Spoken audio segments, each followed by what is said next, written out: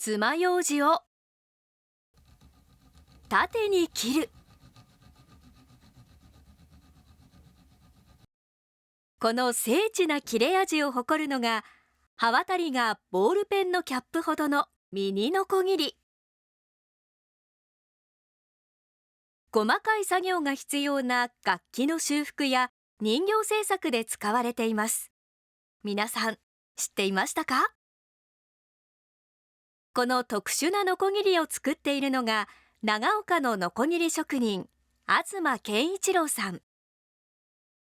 東さんのミニノコギリは世界中にファンを持ち、イタリアのバイオリン修復師も愛用しています。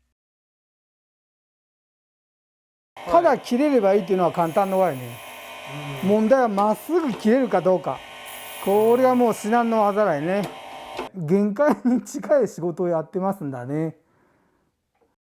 世界が絶賛するノコギリ。匠の技を覗きました。長岡市三島地域。古くからの職人町の一角に中町ノコギリ製販があります。店内には大工さんが使うような普通のノコギリもありますが、特に目を引くのがミニノコギリ。たくさん種類がありますね。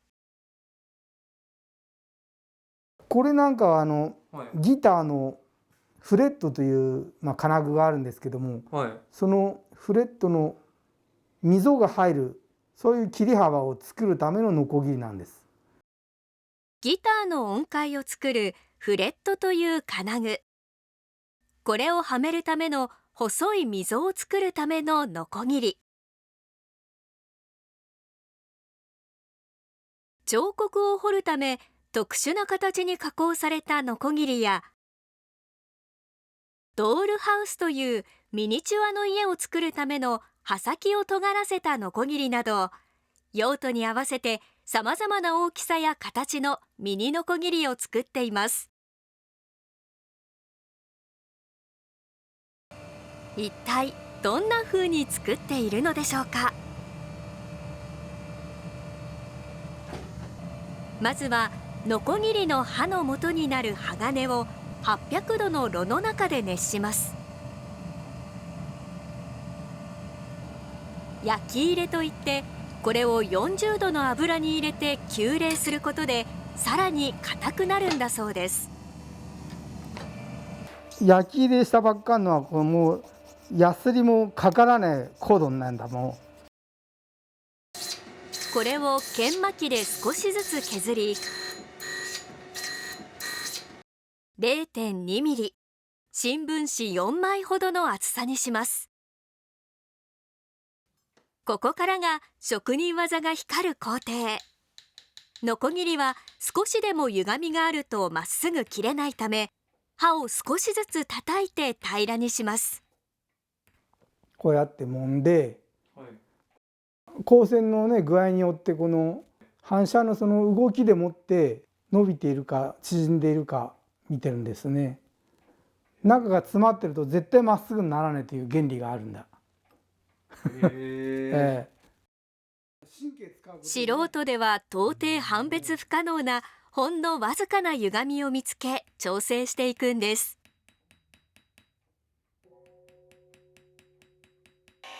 そして機械を使い刃の目を入れる作業。刃の高さが少しでもずれれば失敗となるため、ここでも神経を使います。ただ切れればいいっていうのは簡単なわよね。問題はまっすぐ切れるかどうか。これはもう至難の業だよね。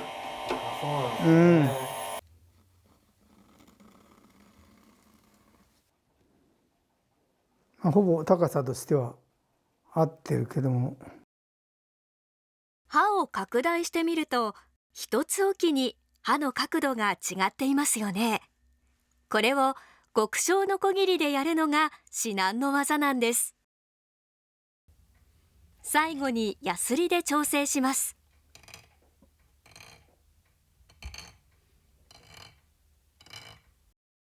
ノコギリ作りの技術を詰め込んだミニノコギリ。爪楊枝をまっすぐ縦に切れる精緻な切れ味は唯一無二です。よっぽど技術がいる品物だから人が真似できないからね。今までのものを作ってたんではやっぱり貝刃ノコギリにもうまるっきりかなわないから、薄くて刃が細かいものに特化するしか生きていかんねえね。三島町にはかつて60軒のノコギリ工場があり、月に2万5,000本のノコギリを生産していました。ところが1980年頃から安価な替え刃式ノコギリが主流になり、ノコギリ職人は苦境に追い込まれます。さっき言った2万5,000枚というのが数枚になったからね。それもう全然生活にならんわけだよね。みんな転廃業。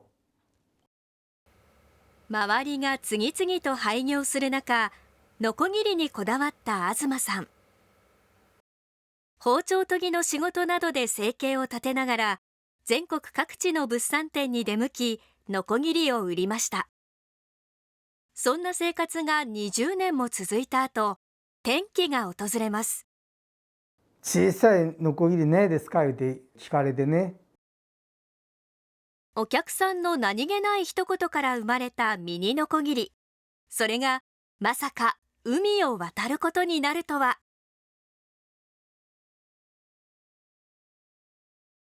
長岡の職人が作るミニノコギリ。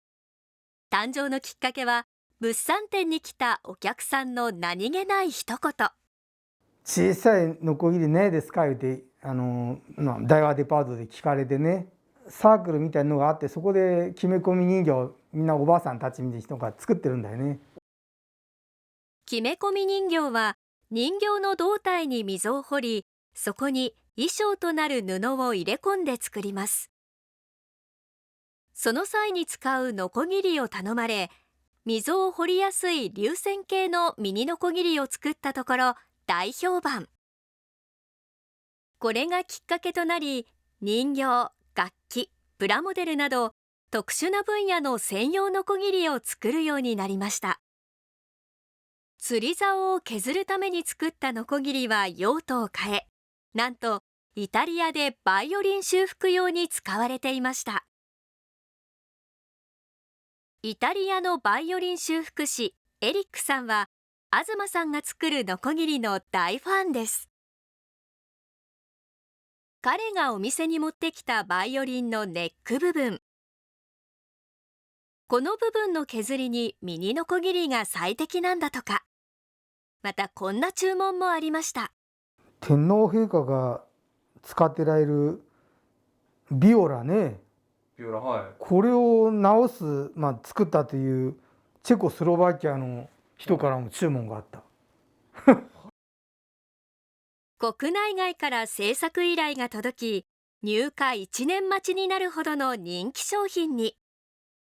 そして現在もこんな珍しい形のノコギリなど精力的に新製品を開発しています。その背景には一つの心配事があるといいます。後継ぎなことでね、後継者がいればお金もはねえんだ。技術がとにかくいる品物だからね、人を入れてもすぐ明日からっていう生産体制にならねえんだよね。